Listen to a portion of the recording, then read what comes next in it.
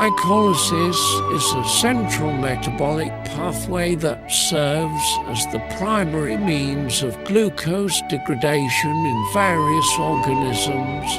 It involves a series of enzymatic reactions that ultimately result in the production of energy-rich molecules, such as ATP and NAD. One critical step in glycolysis is the oxidation of pyruvate, a 3-carbon molecule produced from the breakdown of glucose. This video will explore how pyruvate oxidation occurs within the context of glycolysis and highlight its significance in cellular energy production. Pyruvate production in glycolysis. Before delving into pyruvate oxidation, it is essential to understand how pyruvate is generated during glycolysis. Glycolysis begins with the conversion of glucose, a 6-carbon sugar, into 2 molecules of pyruvate. This process occurs in the cytoplasm of the cell and involves a sequence of 10 enzymatic reactions. Through a series of phosphorylation, isomerization, and oxidation-reduction reactions, glucose is ultimately converted into 2 pyruvate molecules, accompanied by the net production of 2 molecules of ATP and 2 molecules of NAD. The link between glycolysis and pyruvate oxidation. Following the production of pyruvate, the subsequent step in glucose metabolism involves the oxidation of pyruvate to generate acetyl-CoA, a 2-carbon molecule. This reaction serves as the link between glycolysis and the citric acid cycle, also known as the Krebs cycle or the tricarboxylic acid cycle, which occurs within the mitochondria of eukaryotic cells. Pyruvate oxidation reaction. Pyruvate oxidation occurs in 3 main stages, involving the action of specific enzymes and coenzymes. The first step involves the decarboxylation of pyruvate, catalyzed by the enzyme pyruvate dehydrogenase complex (PDC). During decarboxylation, a carboxyl group is removed from pyruvate, resulting in the release of carbon dioxide as a byproduct. This reaction is accompanied by the reduction of NAD plus to NAD. The second stage involves the transfer of the remaining acetyl group from pyruvate to coenzyme ACOA, forming acetyl-CoA. This process is facilitated by the enzyme pyruvate dehydrogenase and is a crucial step in linking glycolysis with the citric acid cycle.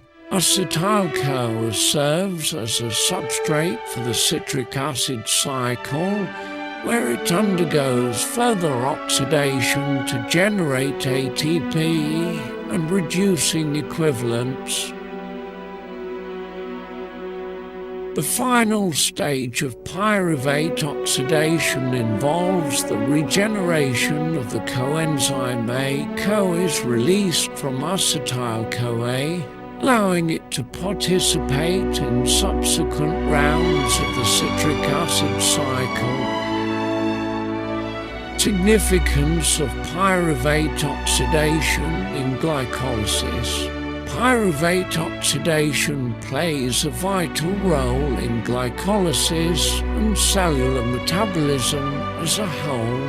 It serves as a bridge between the cytoplasmic glycolysis pathway and the mitochondrial citric acid cycle.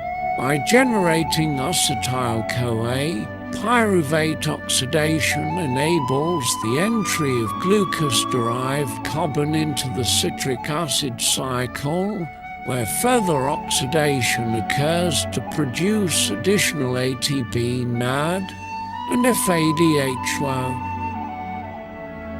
Furthermore, the oxidation of pyruvate provides an essential regulatory checkpoint in cellular metabolism by controlling the flux of acetyl-CoA into the citric acid cycle.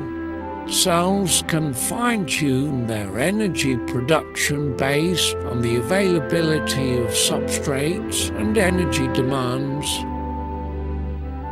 Conclusion: pyruvate oxidation represents a critical step in glycolysis, facilitating the transition of glucose metabolism from the cytoplasm to the mitochondria. Through a series of enzymatic reactions, pyruvate is converted into acetyl-CoA, which serves as a key metabolite in the citric acid cycle for the generation of ATP and reducing equivalents. The integration of pyruvate oxidation within glycolysis ensures efficient energy production and serves as a regulatory checkpoint in cellular metabolism. Understanding the intricacies of pyruvate oxidation provides insights into the fundamental processes underlying cellular respiration and energy generation. Now, we're moving on to role-play action about the story of Pyruvate adventure. Once upon a time, there was a young boy who lived in a small village called Cytoplasm. The young boy was just an ordinary child, but had a great ambition to become acetyl-CoA and travel across the mitochondria. Let us embark on this young boy's adventurous journey as he strives to become acetyl-CoA.